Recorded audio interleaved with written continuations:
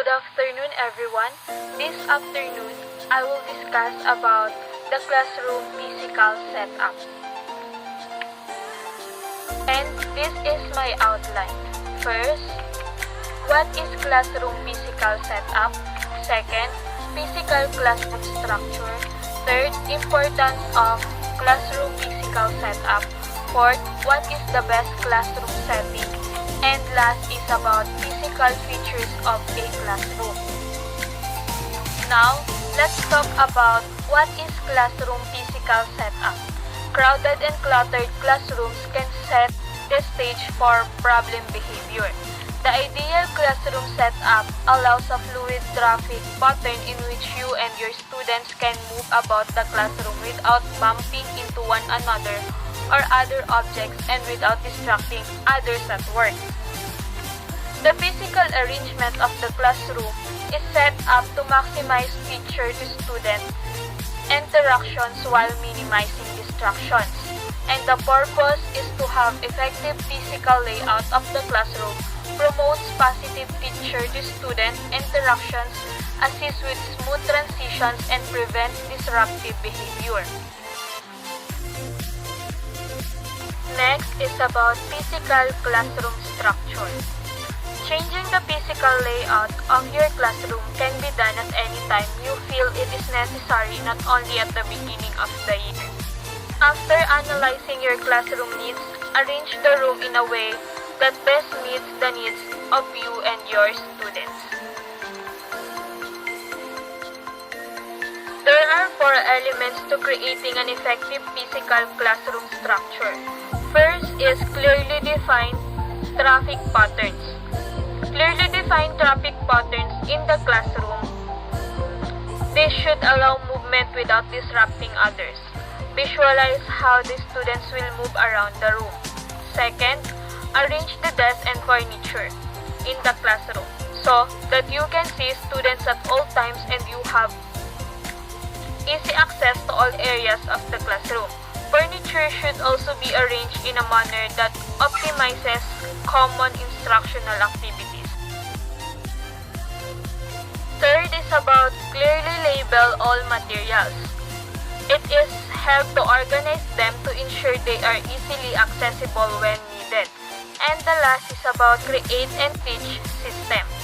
It is for turning in work and retrieving graded work. Now, let's talk about the importance of classroom physical setup. Classroom setup is an important component in a learning environment because it is an essential piece of classroom management to support both teaching and learning. The physical atmosphere of the classroom can help prevent behavior issues as well as promote and improve learning. And the structuring of the learning environment is essential for teachers and students. Now, let's talk about what is the best classroom setting. To achieve the best classroom setting, you must consider the following. First, ideal classroom climate conducive to learning. The ideal classroom is a positive place where a student can come to work toward specific goals set before them in the class objectives. The teacher is to be positive, organized, outgoing, confident, and compassionate. The instructor often sets the tone for the entire classroom. For example, if the teacher approaches her day with dread, is not prepared, and often seems overwhelmed, then her student will play off of her attitude and dispositions. Teachers often have very hectic schedules, however, they should not let their anxiety bleed over into their classrooms.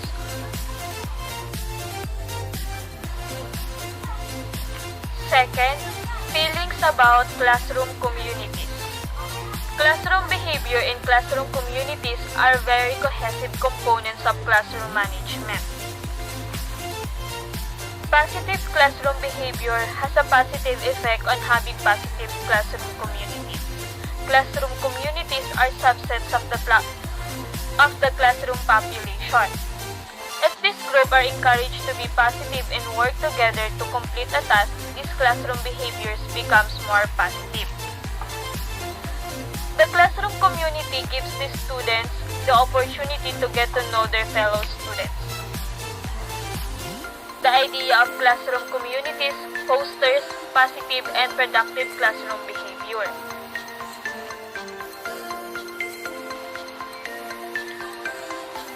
Number 3 is about personal philosophy of classroom management. The classroom must be a place where students can come and enjoy their class time and learn the information being taught. Classroom management style would be very strict and would expect the best from each and every student.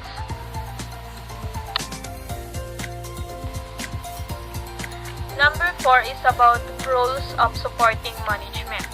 Roles of supporting management as a pyramid with administration at the bottom as the foundation, teachers and parents in the middle acting as the bricks and mortar, and the student, the one at the top being lifted up and transformed. Administration is the foundation of a good educational system. Administration provides the support so all the integral parts can work together. Teachers are the ones who make the classroom a positive place to be. They are with the students each day to reinforce the positive behaviors and to discourage the negative ones. Parents, with the aid of the teachers, are able to help reinforce a positive classroom behavior. Parental support of the teaching staff is important to ensure a positive educational result. The student is a small but important part of the equation. Students have the power to set the tone for their classrooms if they have the support of their parents, teachers, and school administrations.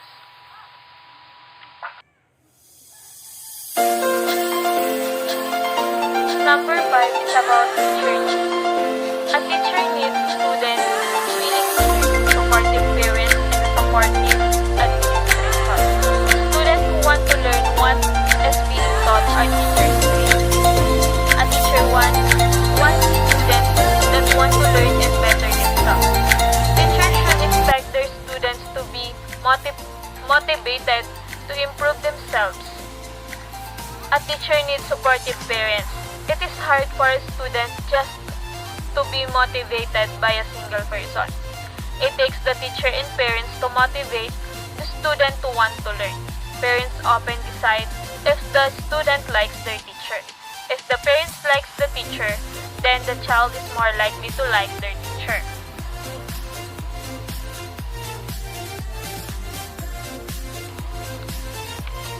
Last is about students' needs. All students have similar needs of the shelter, food, clothing, and need to belong to a particular group. Many students have varied social, economic, family, and educational needs. It is often difficult for a public school setting to address all of the needs that are absent in our lives. Now, let's talk about the last topic. It is about physical features of a classroom. Teachers always think that the classroom should be based on the needs of the students. Teachers always set up the classroom after meeting the students and knowing what they actually need is help with most. Classroom environment is the first teacher. It encompasses a broad range of educational concepts, including the physical setting, the psychological environment created through social context, numerous instructional components related to teacher characteristics and behaviors. Classroom environment is based on quality and not quantity. Classroom is home away from home for you and your students. Make it attractive and functional. Consider grade, age level, appropriateness, the type of classroom activities you will be implementing, and your particular style. For example, consider the various areas of the classroom and design those areas for use with a variety of activities. The physical aspects of your room include room arrangement, seating, bulletin boards, and black or whiteboard displays and physical climate. Each of these should be carefully considered with both individual students' needs and instructional goal in mind. While you consider how to arrange your classroom, several things are important to remember. Make sure the room has only the amount of furniture that is functional and does not contain useless or non-essential furnishing. And that's all for my report, and this is my references.